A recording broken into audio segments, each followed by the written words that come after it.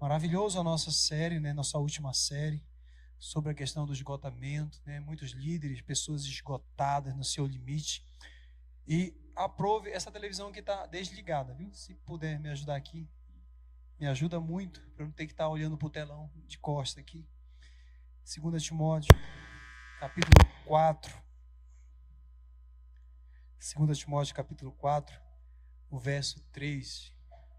Vamos começar mais uma série. Eu sei que Deus irá falar conosco.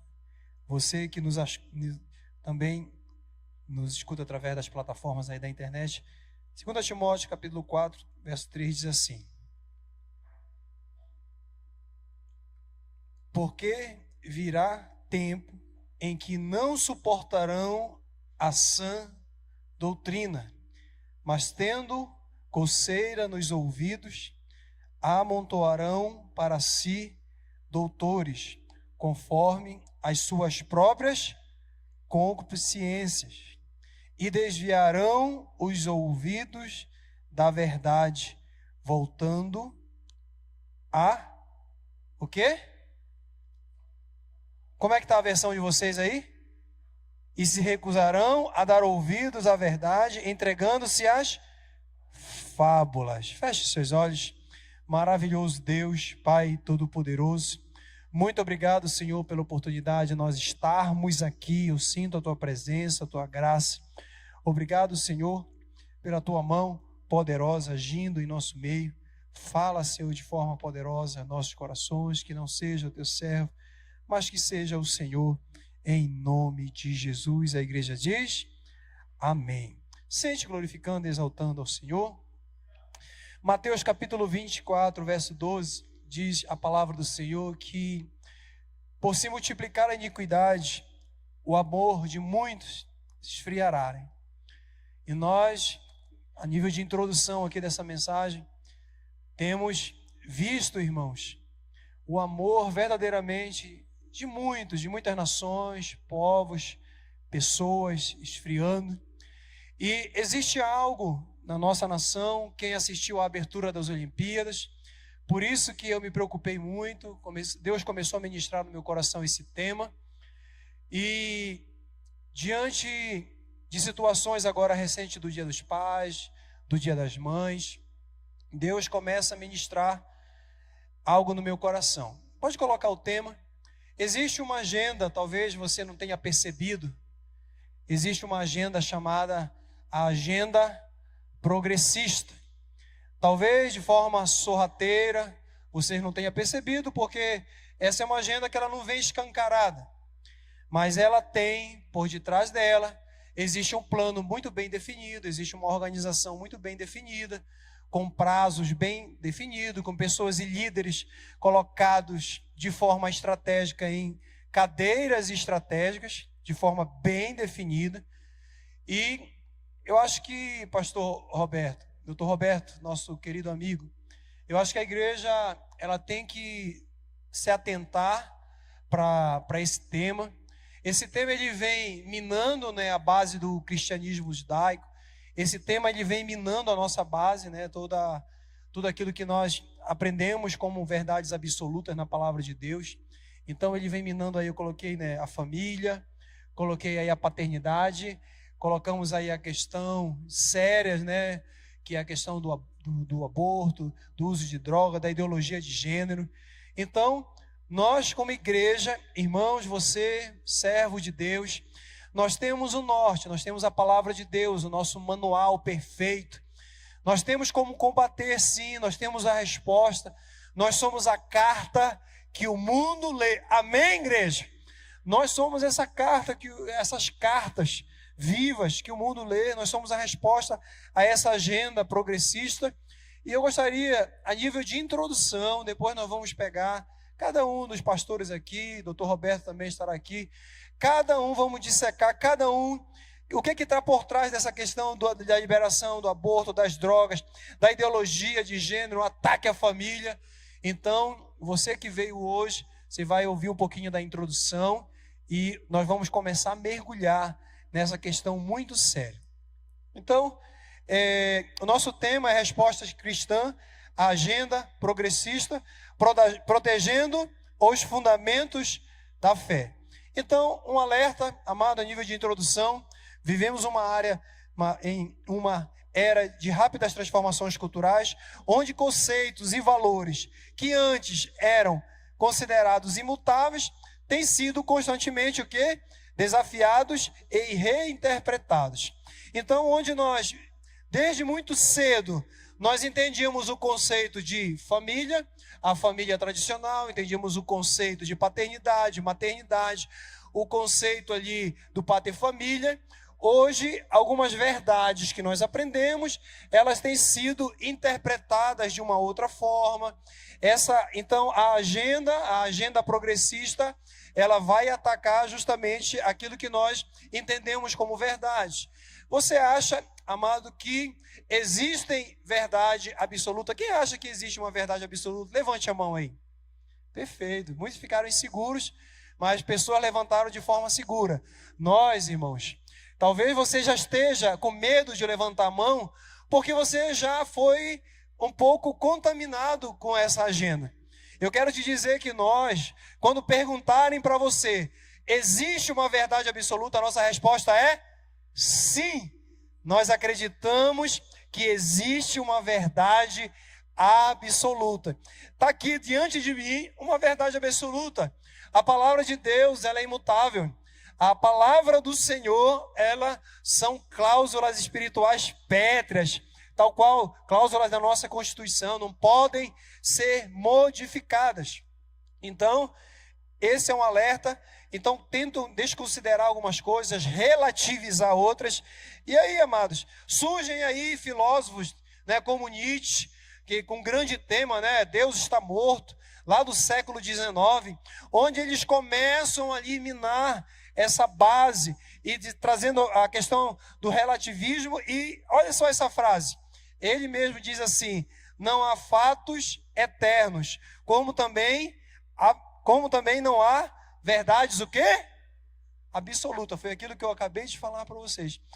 Ele diz então que não há verdade absoluta.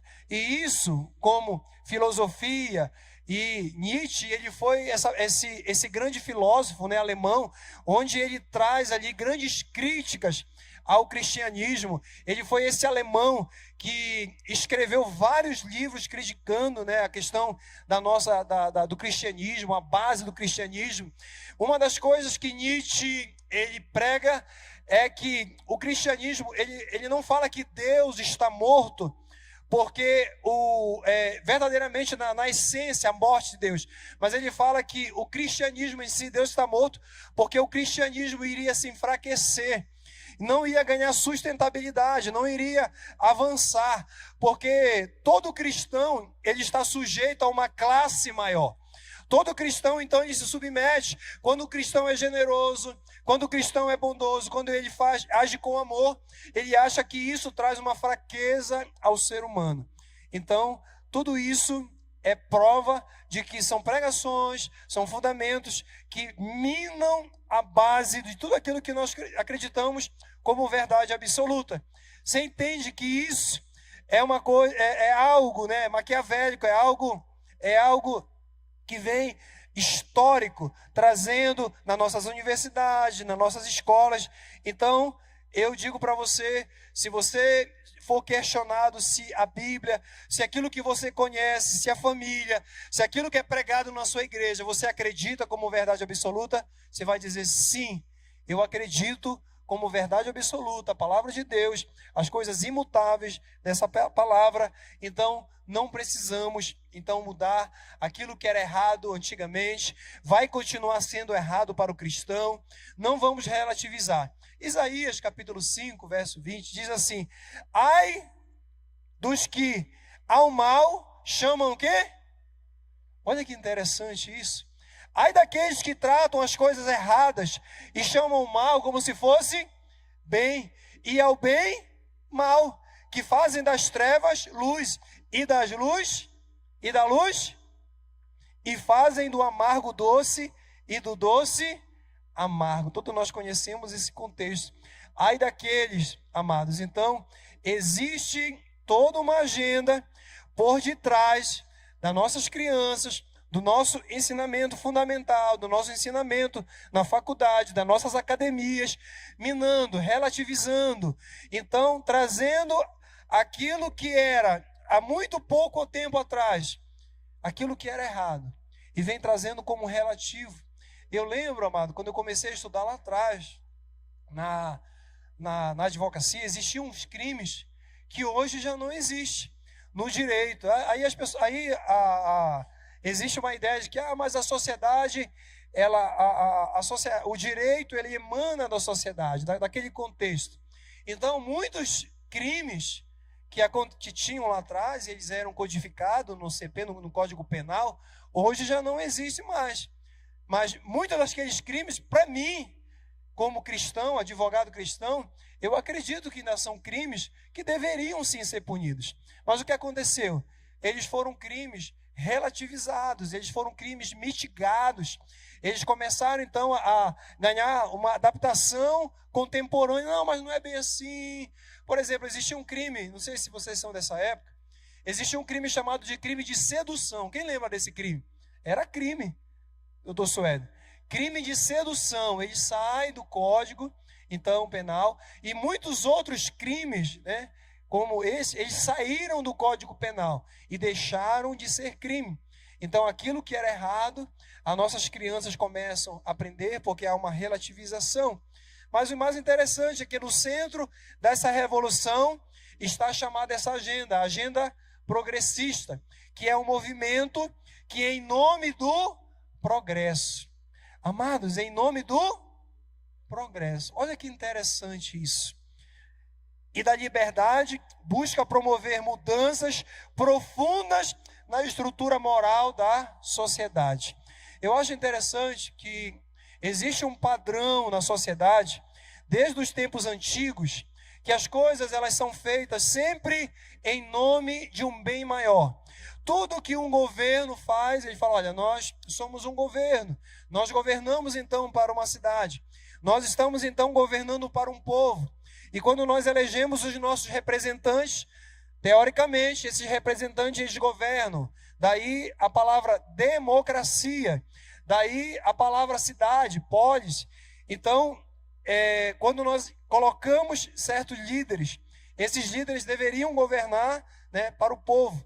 E aí, amados, existe isso aqui, algo histórico, que é em nome do progresso, em nome da liberdade, em nome de um crescimento de um povo, em nome de um crescimento de um Estado, muitas atrocidades, preste atenção nisso, muitas atrocidades em nome desse progresso, em nome dessa liberdade, foram cometidas ao longo da história. Eu posso aqui citar várias atrocidades, você também pode me dar. Por exemplo, é o colonialismo e o imperialismo. Amados, nós somos uma colônia, mas talvez você pense que aqui no Brasil tenha acontecido as maiores injustiças no imperialismo, no colonialismo. Desculpa. Em nome do progresso. Mas se você for estudar realmente a história do colonialismo, você vai perceber que grandes tribos, grandes povos, eles foram totalmente crianças, casais, pequenas tribos, eles foram integralmente dizimados. Imagine, irmão, existir uma tribo tanto no Brasil ou algumas regiões da África que foram colonizadas e ali, em nome do progresso, em nome da colonização ou do colonialismo, chegar ali grandes embarcações com grandes armas, pegar criança, dizimar as crianças, falando agora nós precisamos aqui dessas especiarias, nós precisamos desse ouro, nós precisamos aqui para o crescimento da nossa nação, fortalecimento. Então, em nome do progresso, grandes atrocidades durante a humanidade foram cometidas. O imperialismo, as grandes guerras, o que nós vimos na grande guerra, um estopim para iniciar em 1939, a Segunda Guerra, com invasão, para quê? A invasão da Polônia, para um crescimento, para uma hegemonia, para quê? Sempre a desculpa de que para o crescimento. Quando o grande líder, Adolf Hitler, ele conseguiu embutir na Segunda Guerra Mundial ali um pensamento de que a classe ariana era uma classe diferenciada, uma classe pura. Ali ele estava embutindo que a sociedade, então, iria passar por um crivo. Então, que a Alemanha iria passar agora a ser mais evoluída, que a Alemanha agora ia passar a ser uma nação mais consolidada. Tudo isso em nome do progresso. Quem está me acompanhando, diga amém. Eu estou indo muito rápido, irmãos. Então, eu estou mostrando a nível de introdução para vocês que existem uma base, não é algo aleatório. Outra coisa, a Revolução Industrial. Pastor, mas a Revolução Industrial não melhorou, né, a nossa tecnologia, não chegaram a grandes indústrias, houve a Revolução, sim. Mas todos nós sabemos o que foi a Revolução, com crianças envolvidas, grandes fábricas. Quando as mulheres, elas protestaram lá no ano, esqueci de cabeça, elas protestaram contra o período e a jornada de trabalho. Os empresários pegaram a fábrica, fecharam a fábrica, a porta da frente, fecharam as janelas, fecharam e tocaram fogo com todas as crianças e as mulheres dentro de uma fábrica. Tudo em prol do quê? Do progresso. Uma desculpa. Então, nós temos aí os experimentos humanos e a ciência. Amados, na Segunda Guerra Mundial, tinham descoberto recentemente ali a cura para sífilis. E os tumores cerebrais, eles começaram ali por conta de muita contaminação química. E ali, tanto a sífilis como alguns tumores e algumas doenças, os nazistas então pegavam ali pessoas lá dentro do campo de concentração. E ali eles faziam pesquisa, eles abriam, tem vídeos disso. Eles abriam então as pessoas vivas para ver a evolução dessas doenças. Então abriu o crânio, cerrava o crânio de homens, de judeus, para acompanhar como era a evolução dessa doença e tentar ali achar uma solução.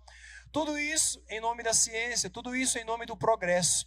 Bomba atômica, destruição ambiental, tudo isso, amados, nós temos que ter cuidado. Então, quando uma sociedade, quando o governo se levanta, olha, e pode se levantar, irmãos, pode se levantar hoje contra a igreja, dizendo, olha, a igreja, ela tem mitigado o poder do Estado.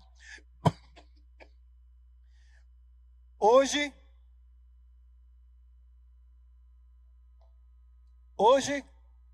nós podemos aqui, eu estar pregando aqui, fazendo um culto de domingo, e policiais entrarem ali, dizer, olha, o senhor não quis fazer um casamento aqui, de um casal de dois rapazes, de duas mulheres, podem entrar aqui e me obrigar, e se eu não quiser fazer, coloca duas testemunhas, leva para o inquérito policial, vai ser encaminhado para um parecer do Ministério Público, e eles vão me obrigar, senão eu saio daqui preso, com mais alguns irmãos, os meus vices.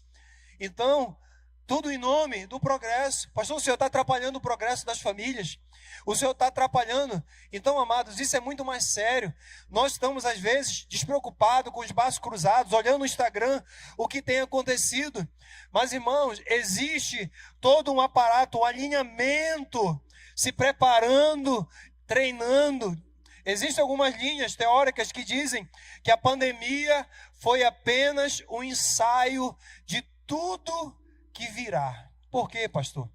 Porque na pandemia nós perdemos totalmente a nossa autonomia, a nossa vontade, o nosso direito constitucional de ir e vir. Nós perdemos isso de uma hora para outra. Na pandemia, tudo aquilo que nós podíamos ir no shopping, podíamos fazer culto, foi muito fácil. Houve um decreto dizendo assim, fecha a igreja. E eu vim fazer um culto aqui, irmão, só com o celular. E não podemos reclamar, porque foi uma ordem do Estado. Então, muitas das vezes nós estamos despercebidos.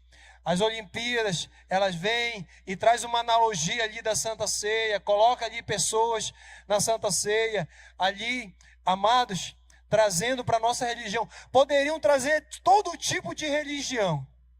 E eles minam a base do cristianismo.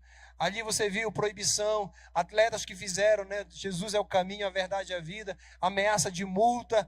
Então, existe todo um aparelhamento, existe toda uma agenda, existem encontros. Eu sei o que nós estamos denunciando aqui é algo grave, mas você, como cristão, precisa estar em alerta. Mas o que realmente está por trás dessa agenda? O que ela busca alcançar?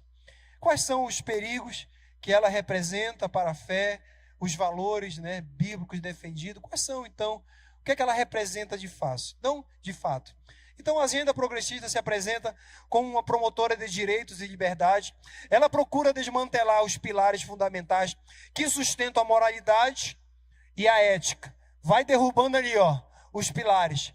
Aquilo que era moral já não é, aquilo que era ético, e vai minando, propondo uma nova ordem, onde o certo e o errado são relativos, e onde os valores tradicionais são vistos como obstáculo ao avanço da sociedade. Tudo isso que eu acabei de falar, onde os valores tradicionais, onde nós estamos aqui cultuando ao Senhor, onde uma família tradicional pode estar impedindo, de repente, o conceito da família tradicional, pode estar impedindo já um novo conceito que foi relativizado, um novo conceito que pode ser agora, pastor, está muito na moda. O que é isso aqui, irmão? Sabe essa aberração aqui?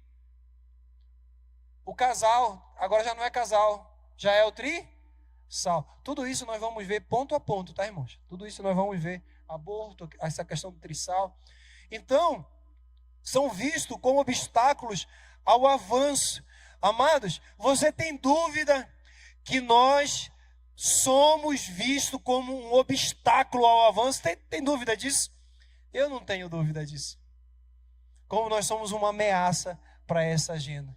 E eu louvo a Deus por isso. Porque estamos aqui orando, pregando, cuidando de família, falando para os nossos filhos o conceito de família, o que é certo, aquilo que nos conduz à verdade absoluta e ao céu. Mas além disso, nós temos esse alvo, que é a família. A família, coloquei aqui em primeiro lugar, ela torna-se alvo direto disso. Nós vimos agora, não sei se eu ver se está aqui, acabei esquecendo de colocar. Por meio de políticas que promovem o aborto, relativizam a paternidade, redefine o conceito de casamento e gênero, e ela busca minar também a base da sociedade conforme instituída por Deus.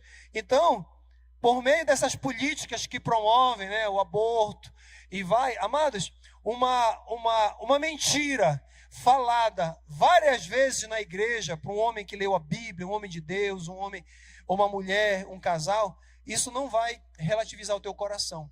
Mas uma mentira numa sociedade onde uma novela, ela está alinhada com um filme, onde está alinhada com uma série, onde está alinhada com um jornal, onde estão todo mundo, né, falando, isso vai relativizando a sociedade, isso vai mitigando, isso vai minando. Então, onde traz esse, né, por meio de política, né, e aí você olha, é uma política pública, porque já a droga, existem pessoas que eles têm o pensamento de que a droga não é nível de tratamento esfera penal, é um nível de tratamento de esfera de doenças, que ela deve ser tratada. Então, vão mudando e relativizando. Isso não vai acontecendo de uma hora para outra. Mas a família, que é, amados, o primeiro e o mais importante núcleo de formação moral e espiritual. Aprenda isso. Repita isso no seu coração. A família é o primeiro e mais importante núcleo de formação moral e espiritual. Existe aí, amado, aqui, talvez nós chegamos aqui nesse momento, onde você deva aprender para passar para os seus netos, passar para os seus filhos. É o pai que vai consolidar a questão aí da formação moral e a formação espiritual. É a mãe que vai te ver orando. É os seus sobrinhos. Aqui na igreja, nós líderes, amados, nós somos uma família aqui. E se eu der um exemplo distorcido, a nossa igreja vai ter uma liderança distorcida. Se eu não der um bom exemplo, assim como o pai. Então nós somos esse exemplo de moral. Nós temos o exemplo espiritual. Olha, o meu pai, ele está orando por mim. O meu pai, ele não mente. É o mesmo pai na igreja, é o mesmo pai aqui dentro da minha casa. a minha mãe, ela é a mesma mulher, ela é uma mulher de caráter. Eu não vejo a minha mãe mentindo. Cuidado com isso. Nós temos sido vigiados pelos nossos filhos, temos sido observados em relação ao nosso caráter, irmãos. Então olha, quando ela é atacada no seu âmago, com a intenção de destruir o papel natural dos pais e a importância da criação dos filhos dentro dos princípios bíblicos.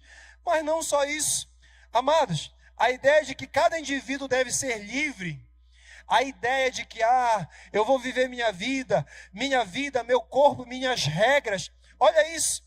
Para viver de acordo com suas próprias verdades, independentemente de qualquer padrão absoluto. Isso resulta em uma sociedade onde a verdade é subjetiva e onde as escrituras sagradas são vistas como ultrapassadas e irrelevantes. Então, que cada um tenha a sua verdade. Então, meu corpo, minhas regras. Então, daí, amados, nós observamos ao longo das histórias, tem uma matéria, se você for pesquisar a matéria, essa matéria aí, sobre meus ídolos morreram de overdose. Eu li essa matéria. E o jornalista pergunta, por que grandes líderes morreram de overdose? Eu vou falar para você. Sabe essa frase, meu corpo, minhas regras. Nós nunca devemos assumir isso para os nossos filhos, não, filho. Essa história de que meu corpo, minha regra, então, você começa a relativizar e começa a usar ali um copo de vinho, depois do vinho a cerveja, depois da cerveja uma bebida mais forte, uma bebida mais destilada, depois passa para cocaína, passa para maconha, passa para outros usos. Não, porque é meu corpo, minha regra. E nós começamos ali, amados, ao longo da história a ter declínio, como Bob Marley, Amy Winehouse, aquela que eu já falei para vocês, aquela cantora inglesa, grande talento, morreu de overdose. E você vai ver, eu não reconheço que não, eu também não sou dessa época aí, irmão. Mas quem reconhece mais aí? Mary Monroe, Dr. Roberto, da sua época aí, vai. Grandes pessoas que morreram de overdose. Cazuza parece que está aí. Eu li na reportagem, não aparece aí, mas que está aí pro lado daqui onde está mais escuro.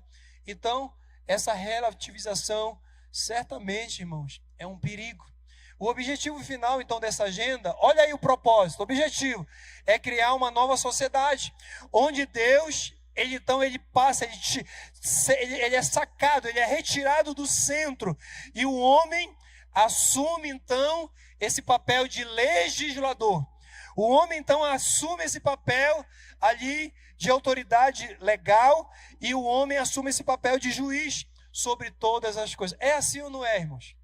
Então, o homem, ele passa a ser agora o juiz, ele passa a ser esse legislador.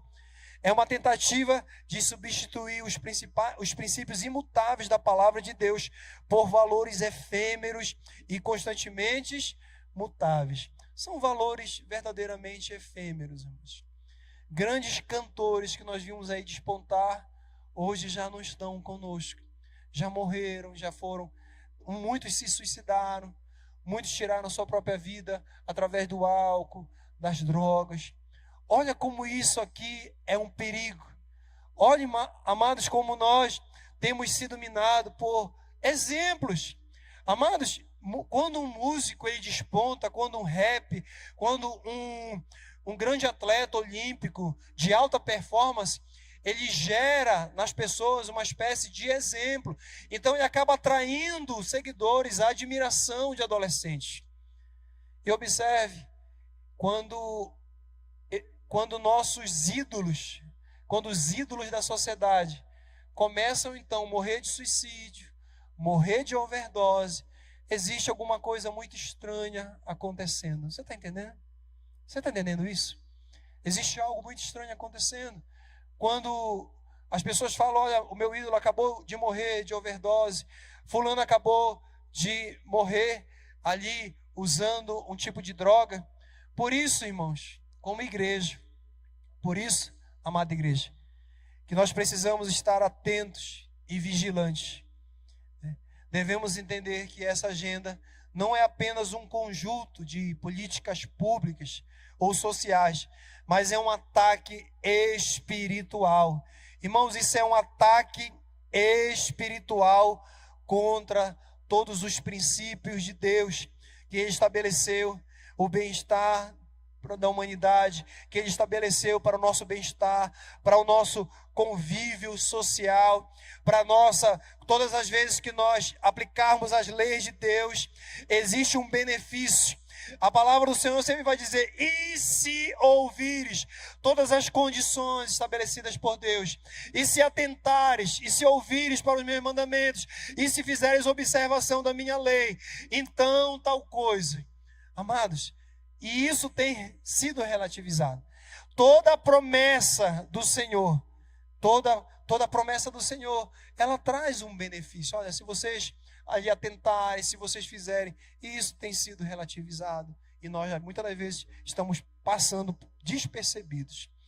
Então, precisamos mais do que nunca estar firme na palavra de Deus, defendendo com coragem e amor os valores que foram dados a nós, por meio do que, irmãos?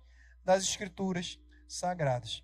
Então, nós temos aí recentemente, saiu, na semana do Dia dos Pais aí, saiu essa matéria, fazendo uma pergunta.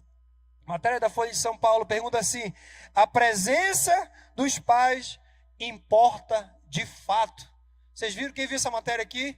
Isso, saiu essa matéria questionando, será que a presença? E o mais interessante, eles dando a entender que algumas políticas públicas, você vai ler aí, a tal da política, que eles fizeram uma política do pé de meia, se realmente essa política pública não poderia substituir. Nós vamos ver futuramente aqui no estudo a tentativa do Estado substituir o papel do pai. A tentativa do Estado assumir este papel dos pais. Então, observe. Interessante, alguns irmãos aqui tiraram foto com os filhos e alguns irmãos falaram: pastor, lá na igreja do menino lá, do seu filho, teve a apresentação do Dia dos Pais? Eu falei: teve. Inclusive, irmãos, meus filhos estudam no Adventista. Talvez tenha sido a melhor decisão que eu tenha tomado. Lá, eu ganhei uns 5 presentes, o que a gente ganhou lá, Rodrigo? Um barbeador elétrico, irmãos. Você acredita nisso? Ganhei um barbeador elétrico, bom, que eu tentei, já tinha comprado, barbeador reduzido, muito bom, de qualidade. Então, você imagina, né? Mais de 3.000 alunos que eles têm, eles compraram 3.000 barbeadores para entregar para os pais. E eu digo para vocês, ali foi comemorado, foi festejado, o pai foi honrado. Mas existem algumas escolas que foi mitigado, foi reduzido essa comemoração. Você acha que não existe algo por detrás disso? Você acha que não tem uma intenção maligna? Você acaba enfraquecendo a figura do pai, você acaba questionando, né? Irmãos, a destruição da figura paterna é um projeto, é uma agenda. A destruição dessa figura paterna, a desconstrução é certamente uma agenda. Cuidado com isso. Um povo com uma figura paterna forte não pode ser facilmente dominado. Um povo com uma figura paterna consolidada, um pai ali naquele seio familiar que sabe estabelecer a segurança de um filho, os princípios da palavra de Deus, é um povo que não pode ser dominado. Quem crê nisso, diga amém. O Estado não consegue se tornar, então, o pai da população, o provedor da população. Ele não consegue manipular o Estado através de políticas assistencialistas, se as famílias têm uma figura paterna, o quê? Forte, consolidada. Amém? Então nós vamos ver aí, amados, várias tentativas de redefinir, de refazer, de reconceituar, né? Vou colocar aqui essa nova palavra, um neologismo, redefinição do conceito aí de família que nós temos visto o ataque.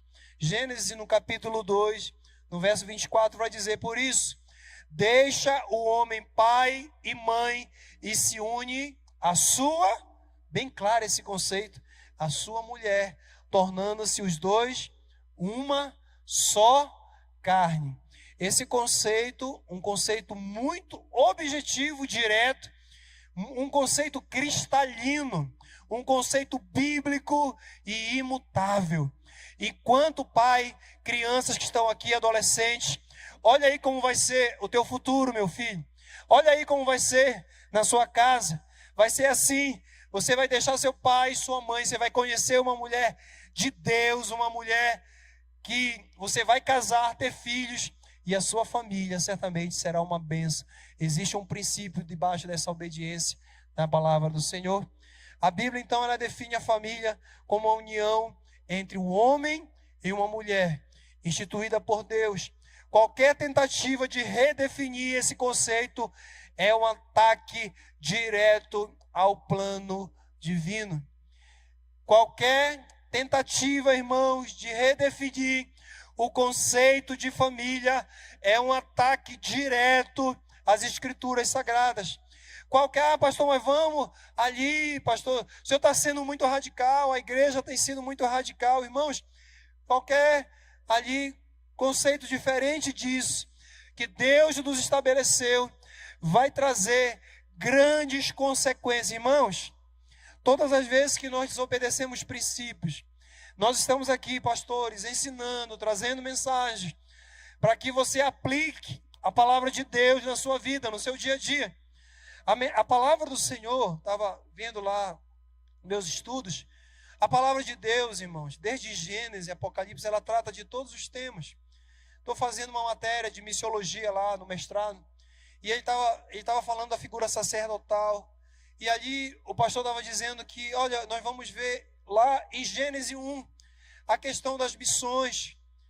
E o ser humano, ele tenta, na soteriologia, pastor, trazer a questão da missão para que o homem seja alcançado, para que o homem seja beneficiado, mas ele falou que é uma questão de doxologia. Ah, pastor, está difícil essas palavras. Deixa eu só tentar interpretar para mostrar para você que a palavra de Deus ela é muito profunda. E ela tem o tema de Gênesis e Apocalipse para nos orientar. E ele fala, olha, ali a ordem, o comando de Deus para Adão é que ele multiplicasse e ele povoasse. E dessa forma, irmãos, a adoração a Deus, para isso que o homem foi criado. Dessa forma, doutor Roberto, a adoração a Deus iria ser multiplicada. Dessa forma, e isso é a missão. Missão é levar a adoração a Deus a outros povos. E naturalmente, aquelas pessoas, elas serão salvas, serão alcançadas.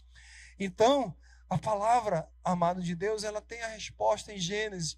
Ela nos blinda ali em todos os capítulos a palavra do Senhor, ela nos blinda, ela nos vacina, ela nos prepara, ela nos lança, ela nos dá resposta para tudo aquilo que nós precisamos. Amém, igreja?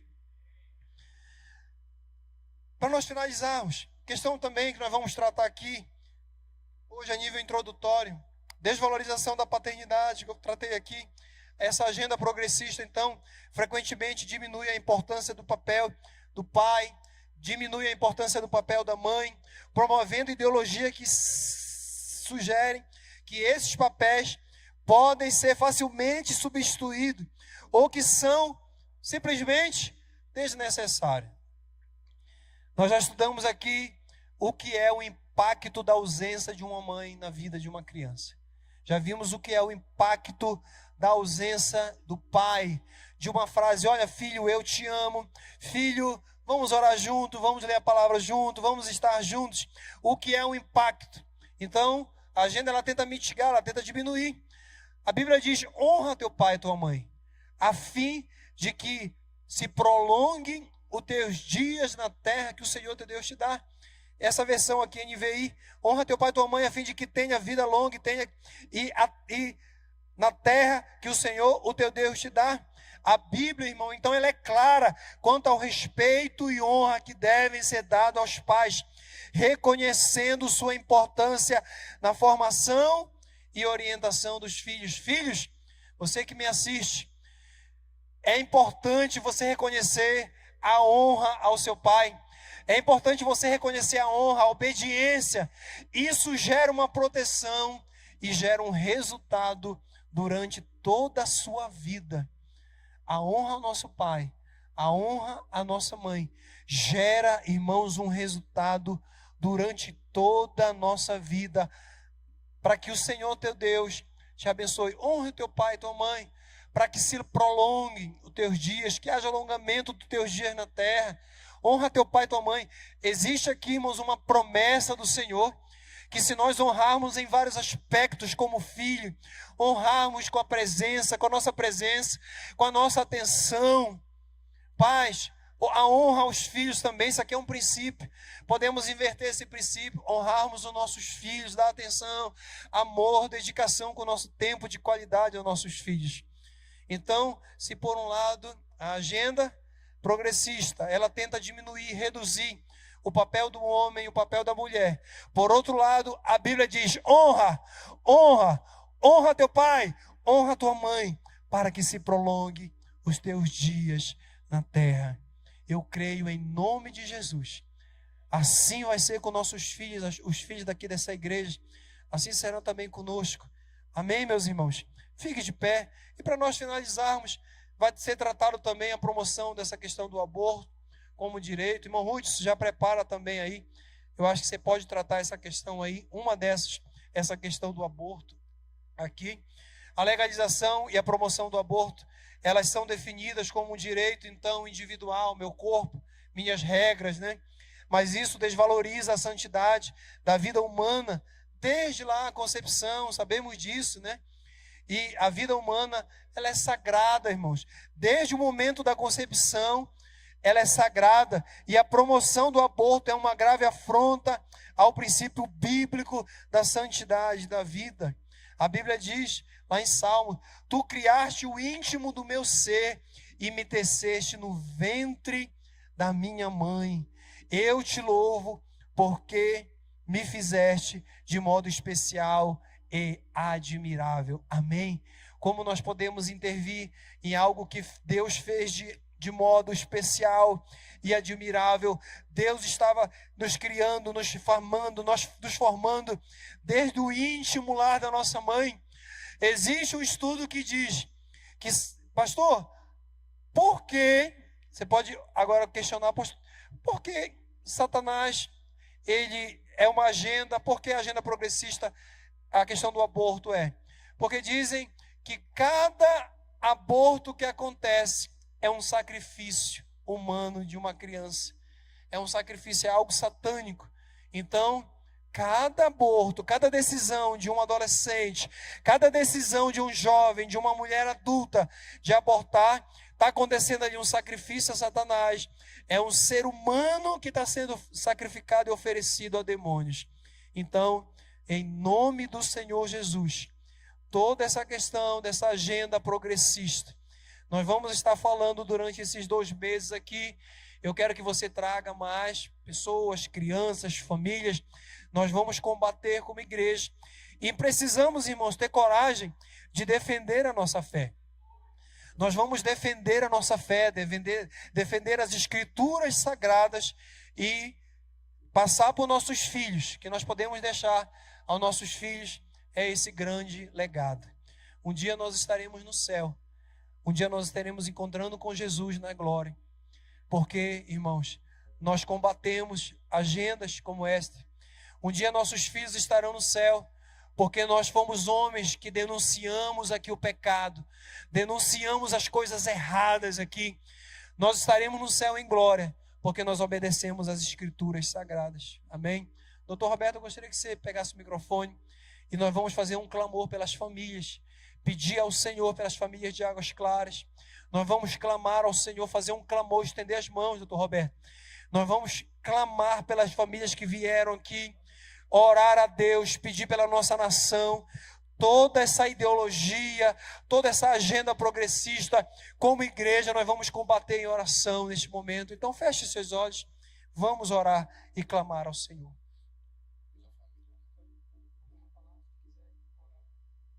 Pai do Senhor, irmãos, nosso Deus e nosso